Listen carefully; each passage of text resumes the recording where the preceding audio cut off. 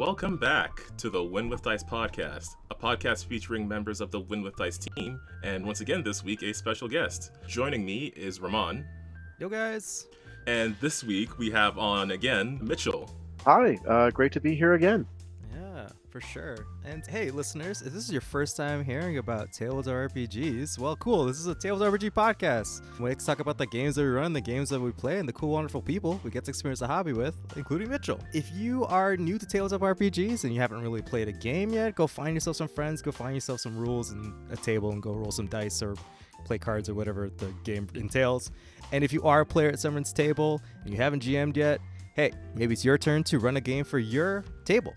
Indeed. So this week we have Mitchell on so we can talk about the Avatar RPG, which we've mentioned a few times on here because you did recommend it to us a while ago. So we're finally getting to that list of games that people have recommended to us. Oh, I'm excited. This is great.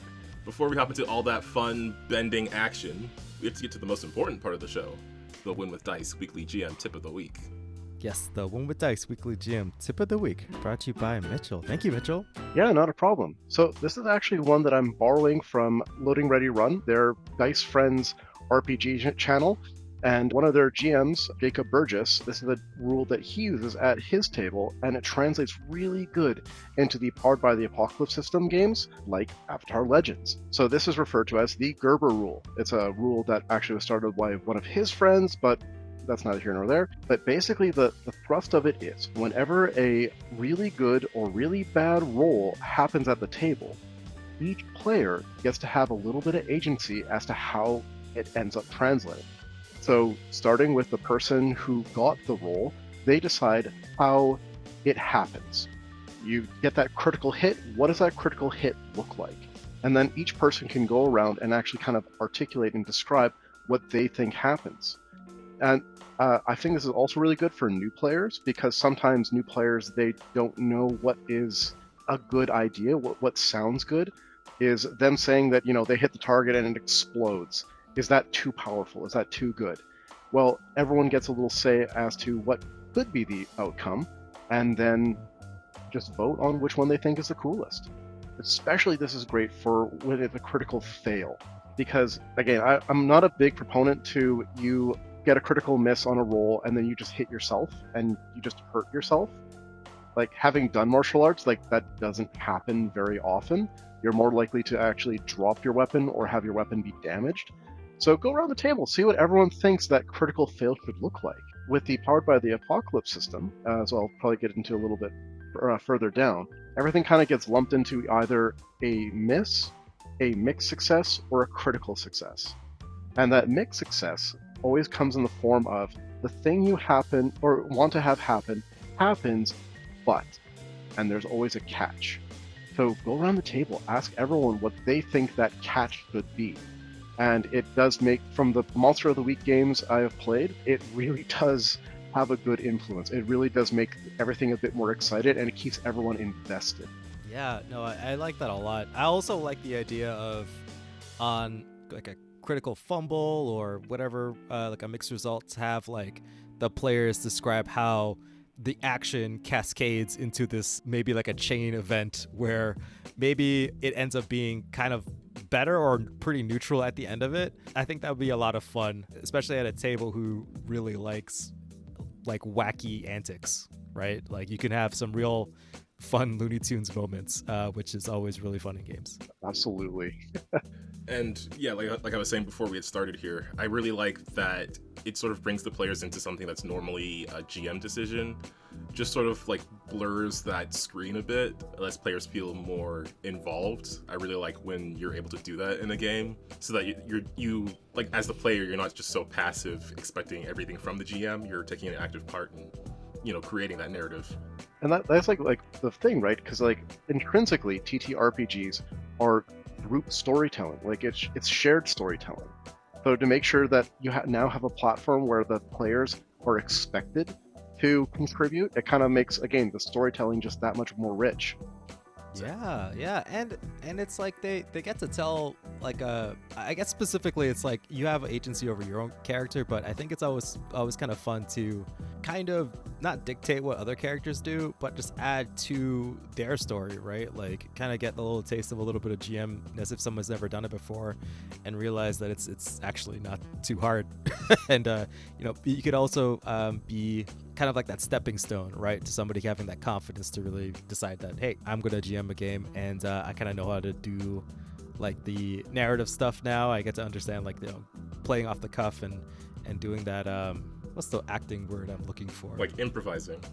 Improvising. Yes. Yep. yes, for sure.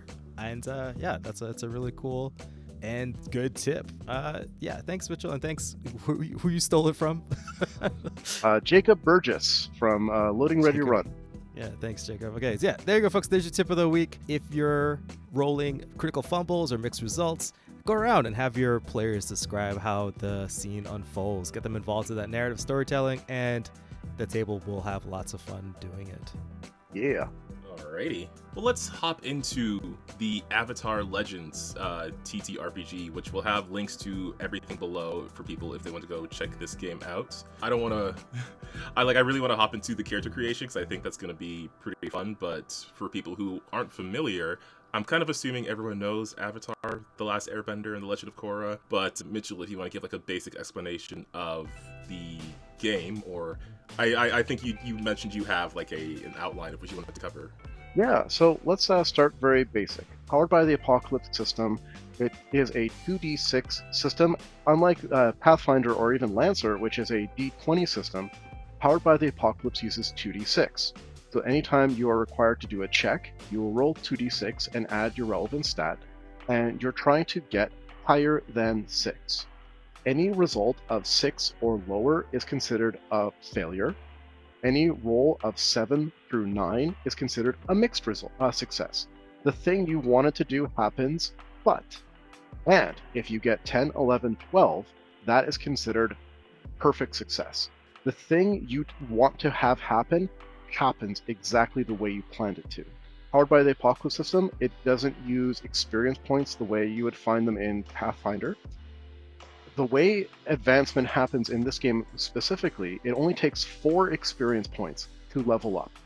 And you gain experience at the end of every session. Now, the way you're checking to see if you actually got experience is, each player will have to ask themselves these questions. Did you learn something challenging or complicated about the world? If yes, you get an experience point. Did you stop a dangerous threat or solve a problem? If yes, you get an experience point.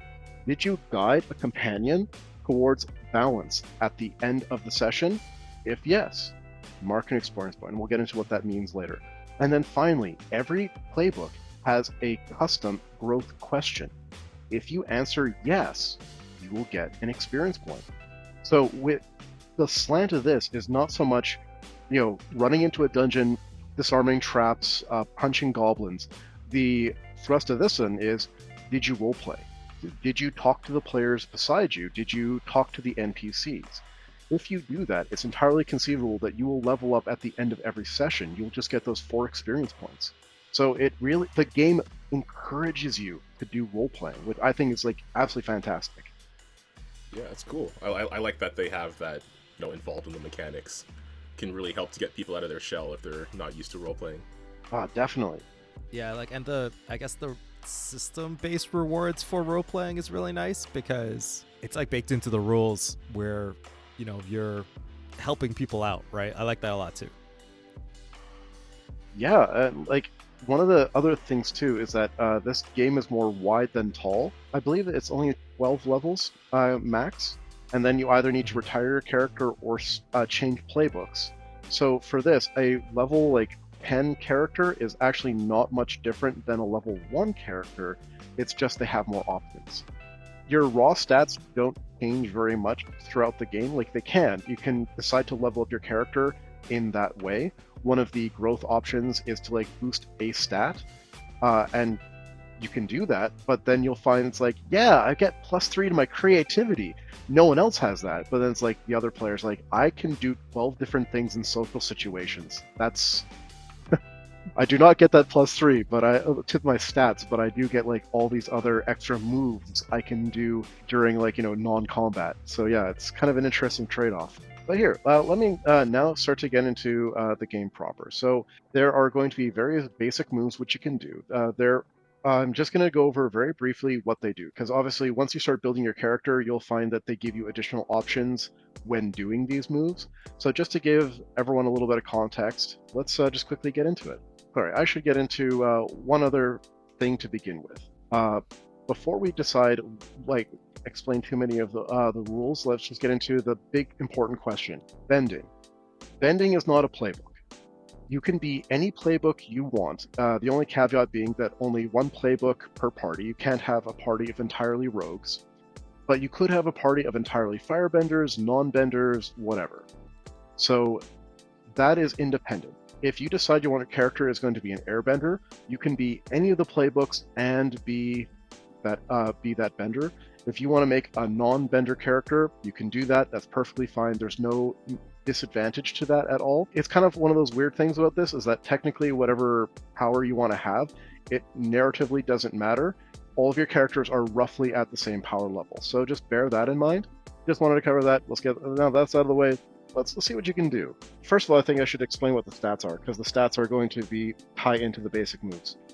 Avatar Legends basically has only 4 stats. All characters begin with 5 stamina, and stamina is basically action points for what type of powers you can do. And when you run out of stamina, you just can't do powers. If you're given a choice between marking a condition and marking a fatigue, you have to mark a condition. Because again, we're playing probably kids, or at least young adults in the game. Characters don't typically die unless it's like a big deal, unless it's like a big plot ending moment. If you have to have conditions marked, your character just gets stressed out, and that's kind of where they get knocked out. If you get 5 conditions, your character is basically taken out of the scene, and that's how that works. The 4 main stats of this are creativity, focus, harmony, and passion. So creativity is basically how flexible your character is and how innovative. Are they able to come up with new and unique solutions to problems? Characters with a high focus are the characters that are able to just zero in, not be distracted by exterior problems, and they can just get stuff done. Characters with high harmony are the ones that are, this is the charisma stat.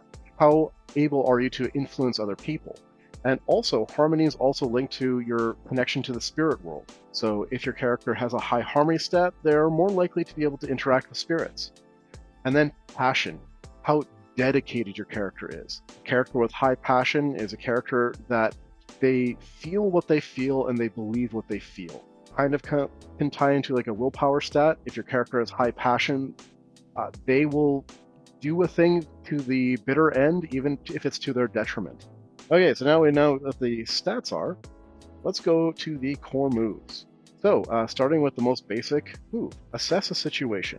This is kind of like your investigation skill. So, when you assess a situation, roll with creativity. If you manage to roll a 7 through 9, you can ask one question. And whenever you're acting on any of these answers, you get +1 to the next die roll.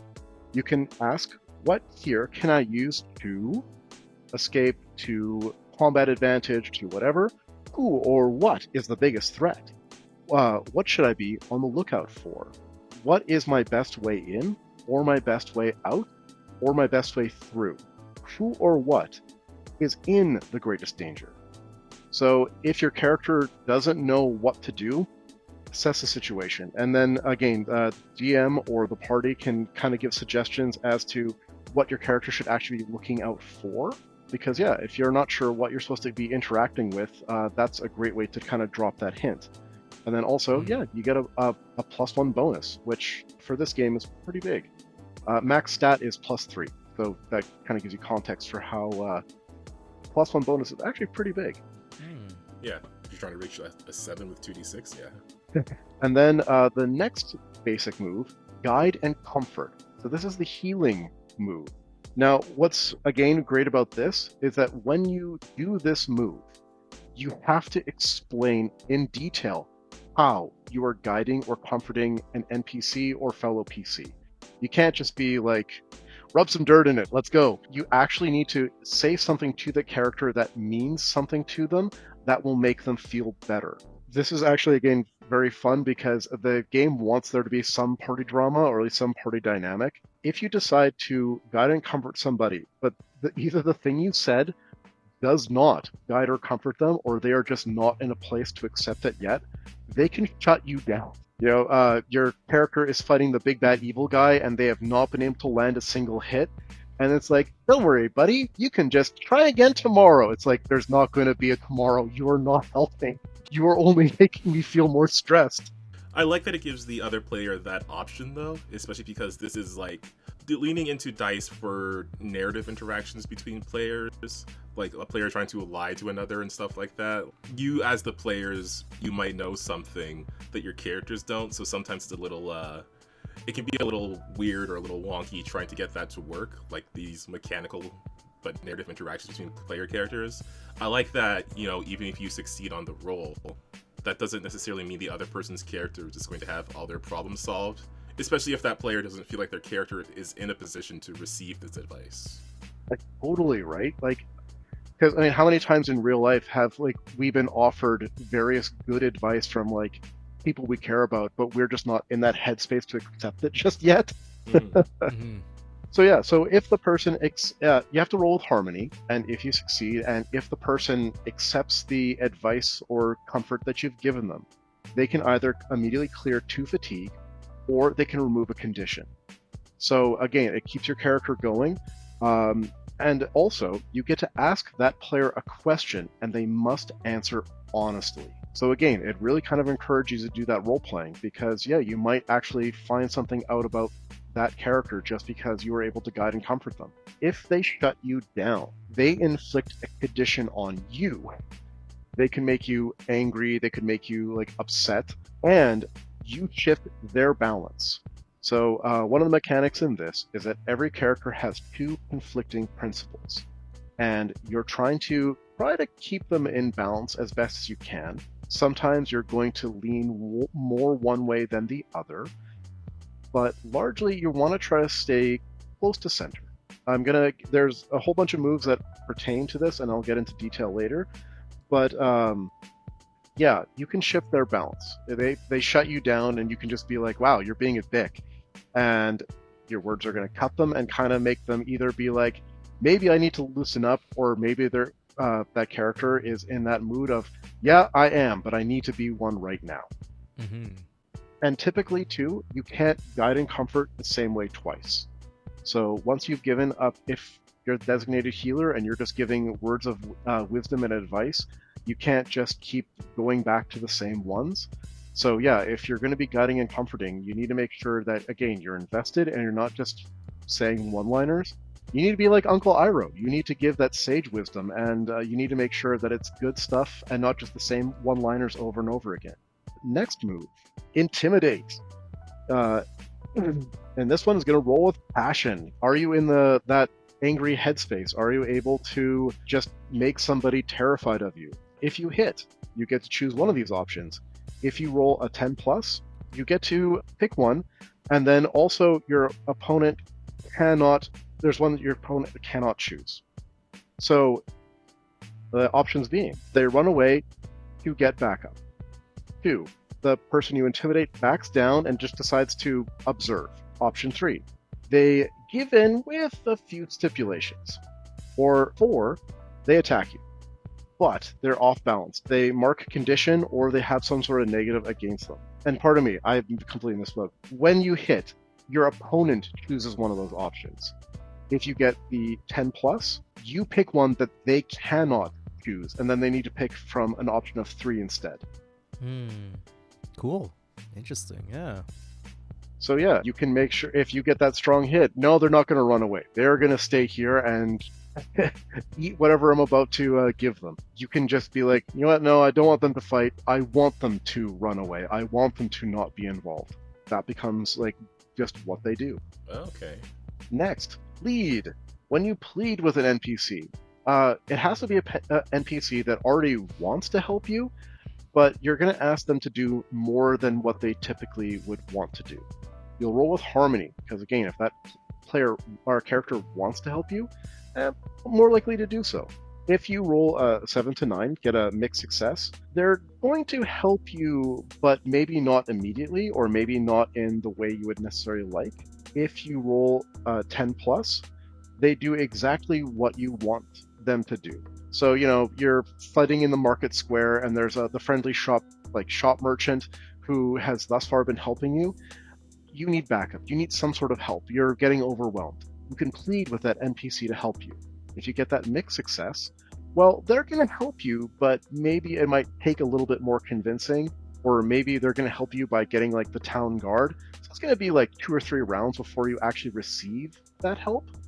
Or again, you could Gerber it. Have that Gerber rule. Ask around the table, how are they going to help, but in a more indirect way? And if you get that strong success, exactly what you suggest happens. The shop merchant makes a Molotov cocktail and whips it into the middle of the town square, creating a barrier of fire that you can use to escape. They are going to start just shouting, free kanji, come on here, get your free kanji. Then suddenly everyone's rushing through the square to get their free food, and then again creating a distraction or an opportunity for you to escape. They start pelting the enemy with cabbages. Yeah. Clearly, the Gerber rule has given us the correct resolution for that. That's better than what I thought of. Okay, so here's the 2 bread and butter catch-all moves. Push your luck, and this one you're going to roll with passion. Now, when you create your character, you're going to give your character a background. So your character is ex-military. Your character is a noble. Your character is a merchant. That's going to kind of lock in what your character is able to do and not able to do. If you're going to do something your character is just not able to do, you're going to have to push your luck. Your character grew up in the countryside in rural Earth Kingdom. They've never seen a Sato-mobile before, but suddenly now they've been put into the driver's seat and they're told, drive, go. They're going to be pushing their luck because they're just pushing buttons and pedals and hoping something good happens. You're going to roll with passion. If you believe this will work, it will work. If you get a mixed success, it happens, but you scrape by. Again, Gerber it. Ask around the table, what does that look like? Your character shifts it into gear, you peel out of there, but you are just wrecking the transmission. You have it entirely in the wrong gear, and your engine is currently smoking on fire. You end up driving it onto the curb, popping a tire. You're now going to have you're getting out of there, but you're going to be having to get negative penalties for driving here on out throughout the duration of the car chase because you're driving on shredded tires. If you manage to get that 10 plus, your boldness pays off and exactly what you want happens, and you get to suggest to the GM something that works in your favor. So yeah, again, Gerber it. Everyone can suggest how your bumpkin gets into that car, peels out of there, and it works perfectly. And what else happens that makes it an advantageous to you? Your character knows that there's a pig sheep in the marketplace, so they just lean onto the horn, startling them, creating a small stampede of fuzzy pig sheep that now spill out onto the road, delaying the oncoming baddies. You end up creating a small accident which immediately alerts the police. They immediately start descending onto the baddies instead of onto you. You may have been the one to cause the accident, but you're not the one that got caught. So yeah, just fun things like that. Now, the other side to this, rely on your skills and training. This one requires you to focus, so you'll roll with focus. If you manage to get that soft hit, you succeed, you mark a fatigue. This is a thing that you can do it, but it requires your full attention, and it's starting to stress you out. You get a fatigue, but yeah, you do it. And if you manage to get that 10 plus, you completely succeed, no fatigue. This is the easiest thing in the world for you to do. You've done it 1,000 times before, and goes off without a hitch. Kind of make sure you're aware of what your character would be one of their strengths. If you emphasize your character, whittles as a hobby, then that could be part of their skills and training that maybe is independent of them being like, a merchant. So yeah, they know how to like assess goods and they know how to wheel and deal, but also they can whittle. That's just like a hobby of theirs. So it just is like that extra thing that they can do.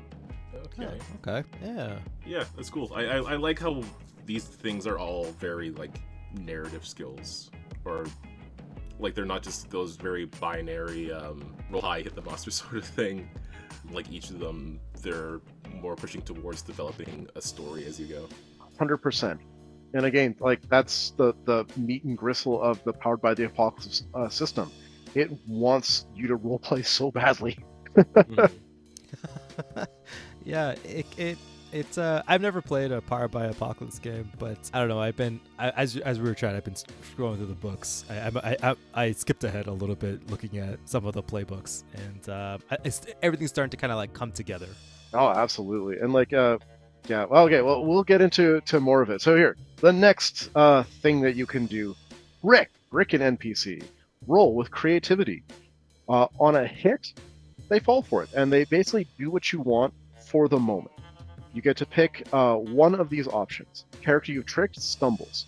As long as you're dealing with them, you'll get +1 forward, meaning that you can choose when you spend this +1, but you can get a +1 against them. So if you're going to be fighting them next, you could use that there. If you're going to be, intimidating them after, first of all, you're tricking them into believing that you're, a Fire Nation officer. So next, now that you've tricked them, you're going to intimidate them. You can spend that +1 forward to just get a +1 on your intimidate check, for example. Second option, the NPC acts foolishly, and they will give you an additional opportunity. Again, Gerber it. Ask what that additional opportunity might be. Option 3, they overcommit. That person is deceived for an extended period of time. So again, it could be just like that thing that one town guard you managed to trick, despite everything else that happens. You don that Fire Nation soldier uniform, you tell them that you're commanding officer. Later, that same NPC sees you wearing your like water tribe scrubs, and they're like, Commander, you're dressed like a water tribe commoner. Why did this happen? And you're like, don't ask stupid questions, soldier. Yes, sir. So yeah, if you manage to roll 10+, you get to pick 2 of those options.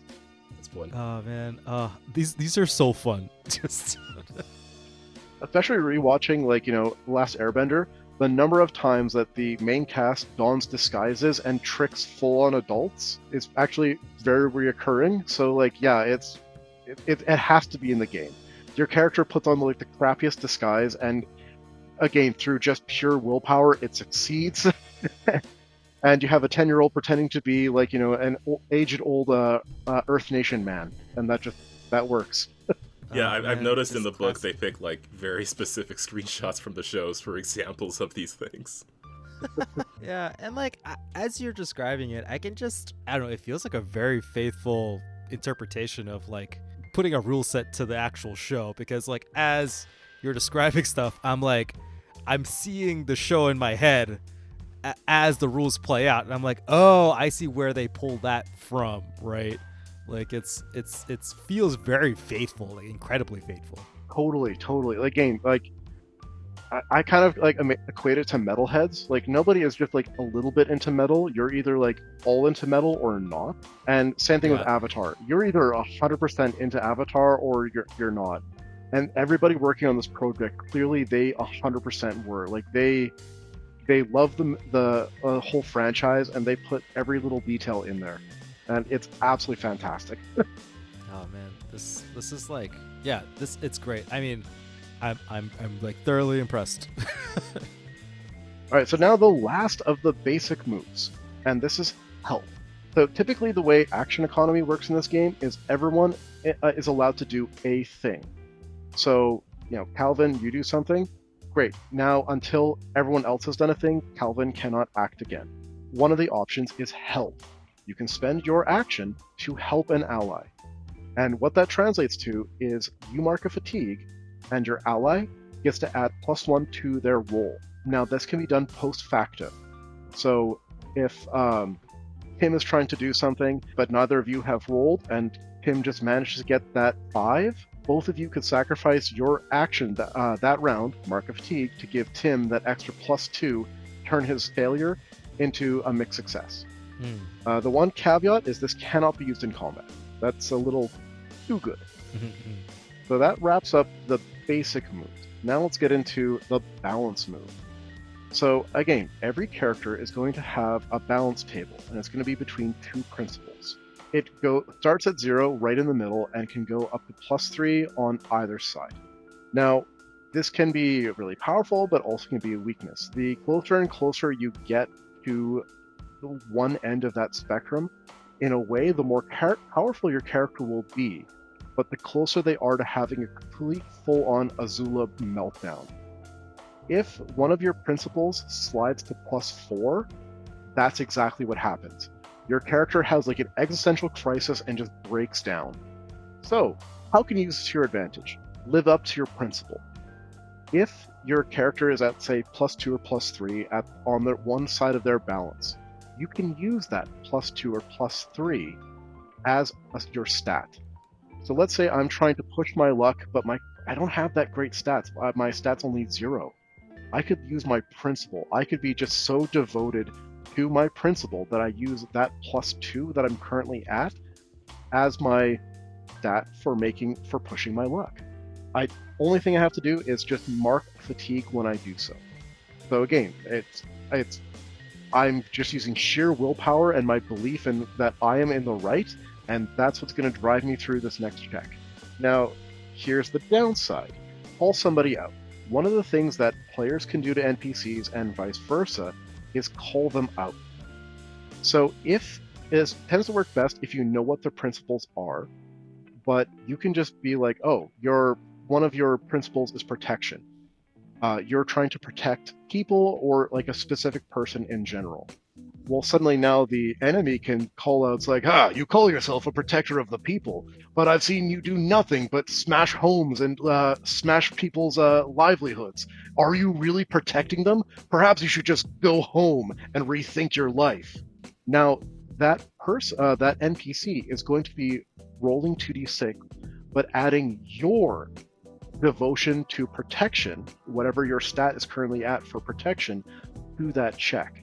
So if they have you pegged and they know that protection is one of your principles, and they know that currently you're riding a little too high on that, maybe +2, maybe +3, they get to add that bonus to that check.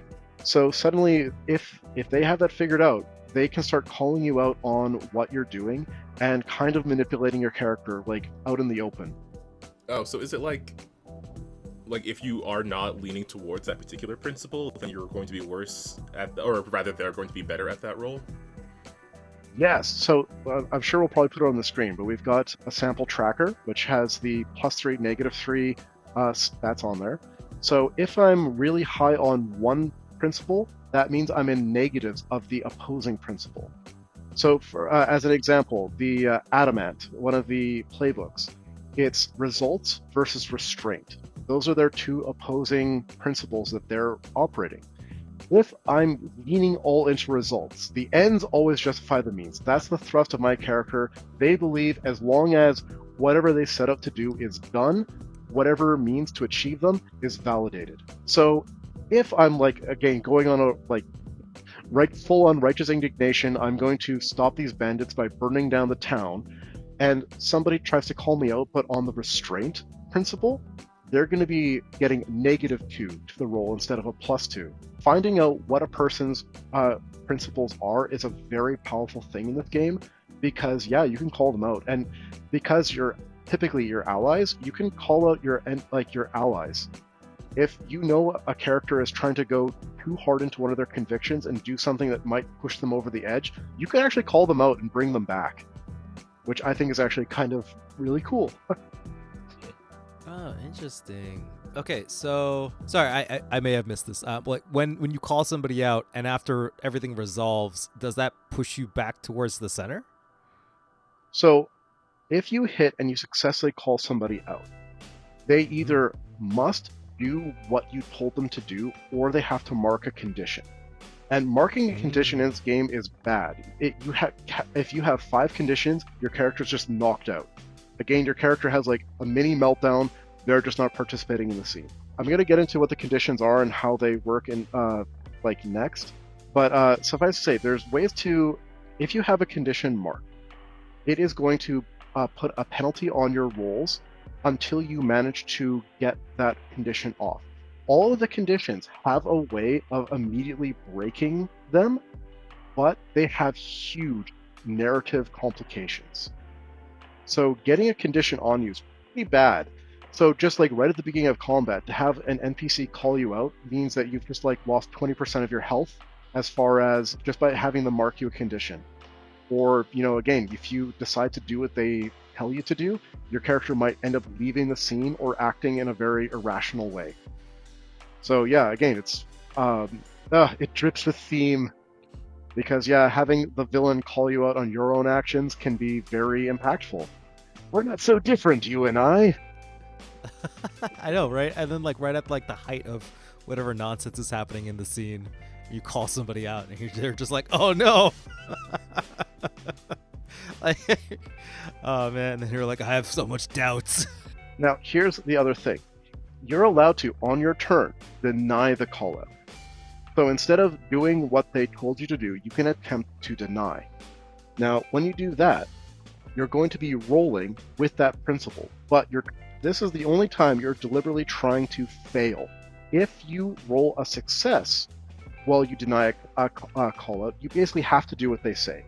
But if you manage to roll less than that, you stand strong, you can either clear a condition, clear a fatigue, or you can move your balance in a direction your choice. Again, it's kind of one of those moments of strike me down, become a Sith just like your father before me. You know you want to. I've really made you upset. But then Luke Skywalker being like, nah, actually no. I don't think that is me. I cannot follow through with that. I am not going to follow through with that. That is failing that principle. I am not going to go full rage. I'm going to let it go. So, sorry, question then. If you, which bonus do you roll with? Is it with one of your stats that's bad? Is it the negative on the other side? Or is it the positive that you have that you're leaning into? So they're going to try to, first of all, when a person calls out another person, you declare what principle you're calling them out on. Now, you may not know where they're at on that sliding scale. So let's pretend for a moment, again, the adamant, whose principles are either results or restraint. If I'm at +2 results, that means I'm at -2 restraint. Mm-hmm. So if I'm and when you call somebody out, you use their stat. So if I'm calling Tim the adamant out, and Tim is at +2, -2, and I'm saying, yo, show some restraint. You need to hold yourself back, but I don't know that Tim is actually +2 results, -2 restraint. I'm rolling those dice and then getting that -2. But if I already, if I've sussed him out, if I've got spies, and if I've got if I'm doing assess the situation and various other roles that can actually let you kind of glean where a person's at on their scale, and I kind of go into that whole thing of no, please, don't use your fire bending to burn down this village. That's totally not what I want you to do. Totally not. You know you want to. And then I'm rolling with that results. I would get that +2 to call Tim out to use firebending, use as much firebending, try to defeat me by using as much fire as possible. Suddenly now, Tim's character is going to want to just try to burn down the village to get me, at the NPC, the big bad evil guy. So knowing that person's principle is going to be to your advantage. Not knowing it means it's kind of a crapshoot. You could be getting a bonus or a negative. But yeah, if you know where they're at, it can be a very powerful tool. Okay. Does that make sense? Does that make sense? Yeah. It's starting to make the observe and react or I forget what the move is, but the gleam more information about what's going on and what's driving this character. Kind of now I can see how it all works in it together, right? No, absolutely. So now here's there's 2 last ones that of the balance moves that we're just going over. One of them, resist shifting your balance. If somebody is trying to shift your balance in a way that you don't like, whether it be from an ability they have or again a call out, you can attempt to resist having them shift your balance. Now you're going to have to roll with that principle. On a hit, you, even though they're calling you out and they're saying, oh, you know what, you're leaning too hard into getting those results, you need to show some restraint. But if you hit, you justify it. You're like, no, I am using exactly as much force as I need to. What I'm doing is valid. I am not going to take this too far.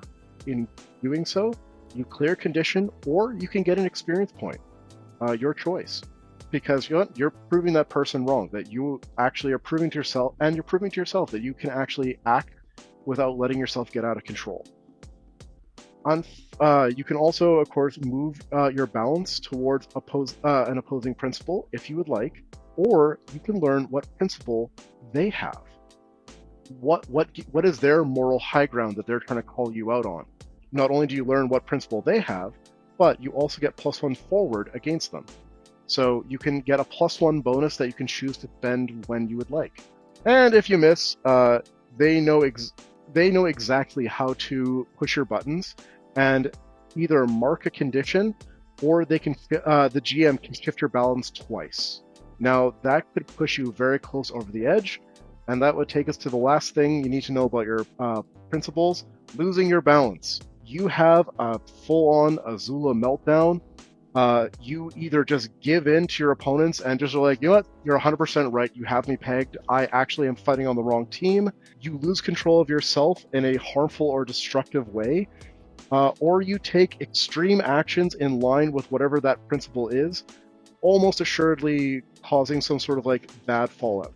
So yeah, again, Tim really leaning into that result versus restraint. And they're like, hey, you know what? I think the best way to get rid of these bandits is just to burn the village down. I have done the math in my head, and everything points toward, let's burn down the village. And that's what your character will basically end up trying to do. Definitely your allies have that opportunity to try to stop them. But yeah, this was like, nope, this is the only way to do it. And then your character basically is like out of commission for a while until they can finally get their balance back in line. Yeah, for sure. I mean, oh, that's so good because like there's so many moments where like in the show where just two people are just talking about what is the right course of action to take, right? The one that came to mind was like Jet and how we wanted to, I guess spoilers, I don't know who has not watched it, but Jet's a cool dude, but he does bad things. Maybe I won't say it because I like those episodes. They're one of the good ones in the early seasons. But yeah, just moments with like Jet and his gang, or even later on when like Zuko is trying to figure out who he is, right? That's really good. Yeah, 100%. And like one of the things that I think you're probably also cluing into is that you could have a combat that literally is just a discussion. Mm-hmm. Oh yeah, that's true. I like with Paku, yeah, Master Paku, when like Katara had to talk him while fighting. Yeah. Yes. Ah. That's so good. So the next little thing here, conditions. So as I mentioned, conditions are kind of like the bread and butter of what's the bad things coming to you. The game does emphasize that try to keep it true to the medium. There's going to be very few character deaths, if any at all. Typically what's going to happen is your characters are just going to get way too overstressed and just have like mini meltdowns, because you're probably going to be playing like, say, either children or young adults. That's kind of the theme. There actually is a playbook, which is just to be the old guy. You get to be the elder, and that's hilarious if you ask me. But yeah, you basically can just make the Uncle Iroh and just be the old guy that just gives chestnut advice. But conditions. The conditions in the game are afraid, angry, guilty, insecure, and troubled. Once your character runs out of fatigue and they have to make a choice between either marking a condition or fatigue, they must mark a condition. A lot of those balance moves force a character, like, to, again, if you're going to be called out, you either have to mark a condition or do what that person says. If you're afraid, you will take -2 to intimidate and to do calling out of your, like, call outs of your own. You're just too not sure of yourself. You just can't do it. If you're angry, you're going to get -2 to guide and comfort. It's, especially as a young new parent, it's very difficult to calm somebody else down when you are not calm. You also get -2 to assess the situation because you're just seeing red and you're not able to pick up on like subtle nuance of what's going on in the situation. If your character is guilty, you get -2 to pushing your luck and denying a call out. You feel bad enough as it is, so to have an NPC calling you out, yeah, it's not the greatest. And you just don't think you can do it. You can't push that luck. If you're insecure, you get -2 to tricking and resisting your balance. Resist shifting your balance. You are not sure with who you are, so trying to trick somebody and pretend to be somebody you're not, just not happening. And if somebody thinks that they know you better than you know yourself, you start to think they might be right. And then if you're troubled, you get -2 to plead or relying on your skills and training. So yeah, if you just feel like something fundamentally is wrong, people are not going to be as likely to trust you, and you're less likely to trust yourself and rely on yourself. So those are the penalties, and like I say, if you get all of those conditions on your character, you're out. You're down and out for the rest of the scene, and you're going to need to have some R&R in order to actually recover. But here's the spice. I'm sure you're saying, but Mitch, there couldn't possibly be more to it. But there is. If you're afraid, you can immediately clear that condition by running away. Your character runs away from the scene. You're out, but you automatically clear afraid. Your character calms down, is able to breathe it out, and suddenly they're able to compose themselves. They're no longer afraid. But that does mean you have to run away. If you're angry, break something important to you or lash out at a friend. If you do this, you immediately clear that the angry condition, but you're down a priceless artifact or something important to your character, or you've just really hurt one of your friends. But you automatically clear the condition. If you're guilty, make a personal sacrifice in order to absolve you of the guilt. So yeah, you ran away from the first big boss fight to clear away that afraid condition. Now you're guilty. And you feel obliged to just solo the big bad evil guy because no, I ran away last time. I feel guilty enough that I have to do this by myself to absolve myself of that past cowardice. So yeah, you do something incredibly self-destructive to clear that guilt. If you're insecure, you decide to overcompensate by taking foolhardy action without talking to any of your companions. No, I'm too insecure about this. I need to be more decisive. I'm going to do this. I'm going to do this. I'm going to do this. I'm going to do this. Did I do this? Did I do the right thing? That'll clear the insecure condition, but you're also doing something without consulting any of your friends, which again is going to mean there's going to be some fallout. And finally, if you're troubled, the way to immediately clear that is to seek guidance from a mentor or powerful figure. Now, depending on how you present this in the narrative, that does mean your character could either seek out just a sensei.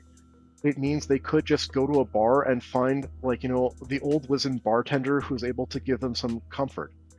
This could even mean the big bad evil guy. Your character just sits down and has tea with them and just kind of has that discourse just to see, it's you know what, you've been talking a lot of things that make sense. Now, whether or not that means your character starts to do bad things or they just finish their tea and are you've told me everything I needed to hear, and now there's no doubt in my mind I need to stop you. So yeah, that's how you can immediately clear a condition with no negative to your stats. It's just everybody else that has to deal with it. It becomes everybody else's problem.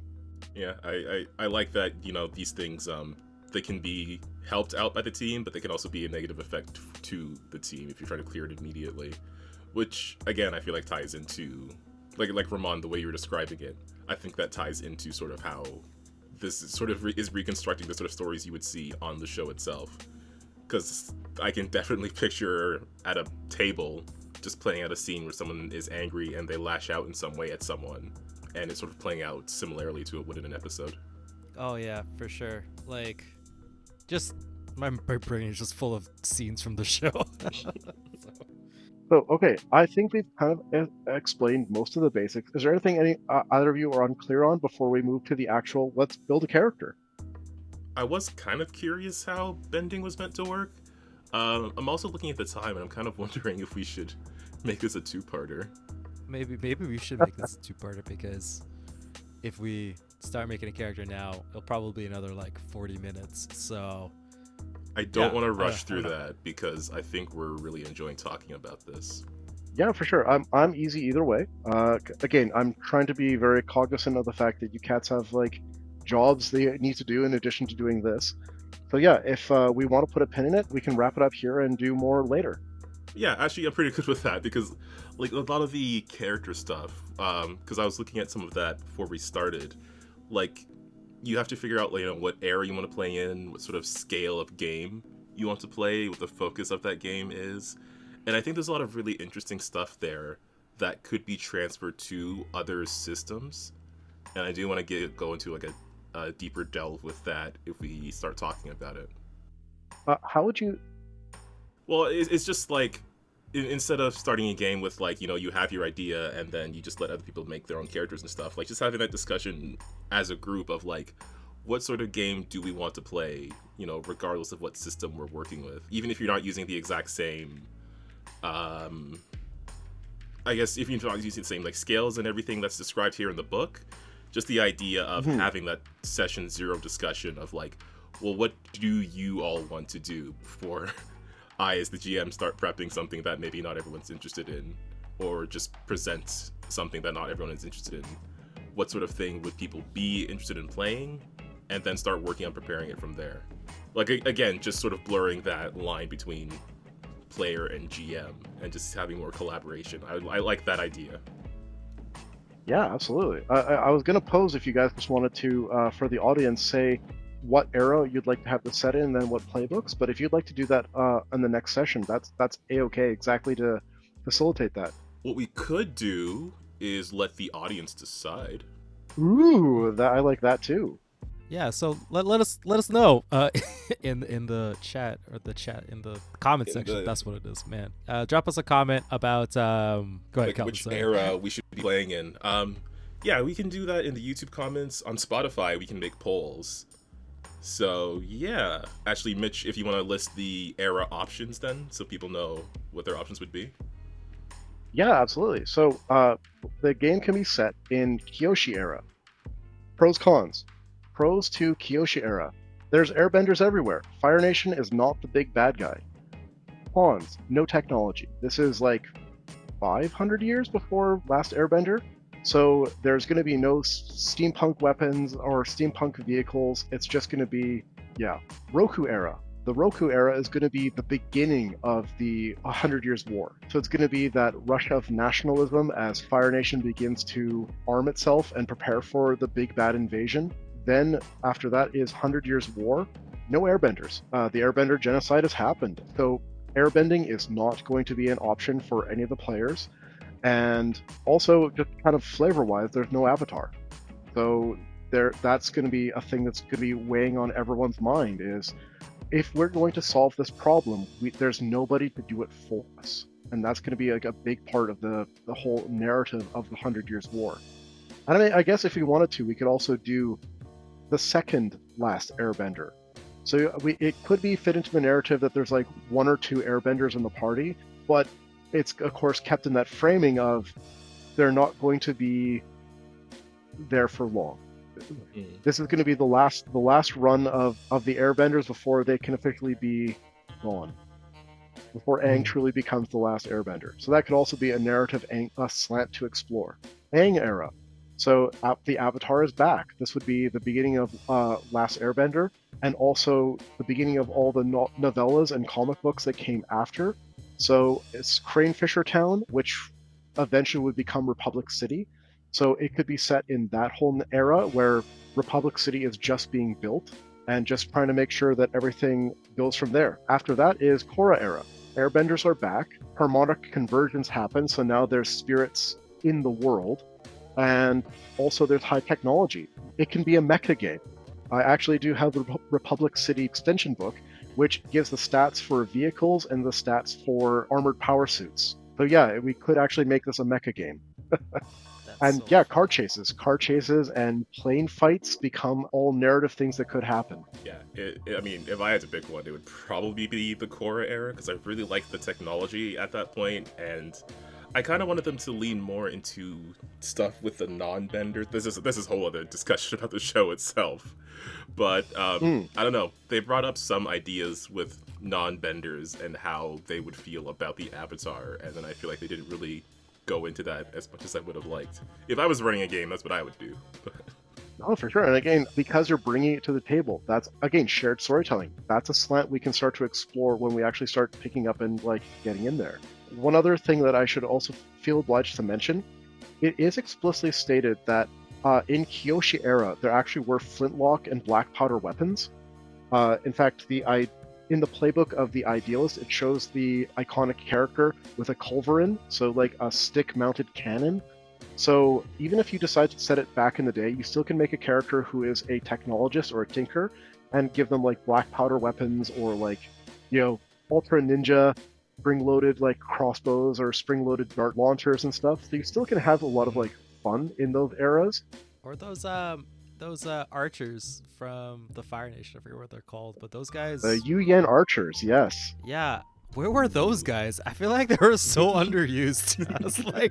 I was like, those dudes could just like murder all of the entire kids, and, like anything. Like I was like, why did those guys be the Fire Lord? They're so strong. Like, And because Calvin did ask, at character creation, you decide what type of bender you're going to be. Or if you're going to be a non-bender, you have a choice of either being like a tinker or a technologist or a martial artist. So you do have those options for non-benders as well. The only thing that changes is during combat, you will have access to special moves that are from set lists.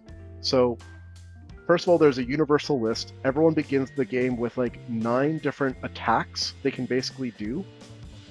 And everyone can do these attacks, even NPCs. But if I'm a waterbender, I now have access to like water whip, ice daggers, like all those iconic moves. If I decide to be like, an airbender, I have access to all the airbender moves, firebender, blah, blah, blah. If I'm a martial artist, I have access to like chi blocking or different weapon techniques. I could be like Master Pian Dao and just be like a master swordsman if I so desired. And if you're a technologist, you get a piece of technology. That is your jam, is that you could have a shocker glove. You could be like a Yu Yan archer and just have like a really decked out bow. Or I could just have a gun. So yeah, those are all options that you could have as for non-benders. Narratively speaking, if we're outside of combat and it's like, oh, we need to get over that wall, you could simply say, oh, I waterbend. I use a geyser of water to lift me over that wall. And that would be me relying on my skills and training. If I'm a non-bender, I could be like, I'm using a grapple hook. I grapple hook and rappel up the side of the wall. If I'm a martial artist, parkour! And parkour up the wall. So that's how that works narratively speaking. And yeah, so like I say, it kind of matters but doesn't matter at the same time. You're a bender, and that just gives you different options for how to do things, and then narratively you just describe it how you would like it to happen. yeah. Yeah. Again, it feels very flowy and like in the moment, and like things are always evolving as like a scene plays out, which is honestly the cool way to do narrative based stuff, I think. Like, yeah, I like it a lot. Yeah, it doesn't feel too loose, like how some narrative-forward RPGs can kind of feel, but it's not so restrictive. It's not too restrictive either. No, definitely. Again, there's a reason why there are so many games out there that are using the Powered by the Apocalypse system, because it's very crunchy, but not being too, like you say, freeform, and it's also not too restrictive either. It's not trying to, pigeonhole you into one specific thing. You have lots of options, and oh boy, I'm very excited for when we actually get into the character creation, because you can really see that at play, and just how you can dive into doing all different sorts of things with your character. It's very exciting. Yeah, I'm looking at the techniques now and getting some ideas, but we'll probably have to get back into that. Yeah, I mean, maybe we'll look at some other Powered by the Apocalypse games at some point, because I have been wanting to play Masks. That's been very high on my list of games I would like to play, but not want to run. which is another Powered by the Apocalypse game. It's basically like your Teen Titans, Young Justice superheroes kind of thing. And a lot of the similar stuff here, especially with regards to dealing with more emotional effects, is very important in that game as well, because you are playing like these teens or young adults. Yeah, maybe at some point we'll talk about that game too. I feel like we're just going to be talking about new games for a bit. You know what? That's A-okay. As I've mentioned before, holism. Be holistic when you're about your games. Play all different sorts of games and see how they do things, and then bring it back to your evergreens. Once my friend Chloe introduced us to Monster of the Week, one of the first Powered by the Apocalypse game I ever played, and I saw how it does its narrative story building, like much like this. You get experience points at the end of every session based on, did you learn something about your other characters? Did you learn something about the world?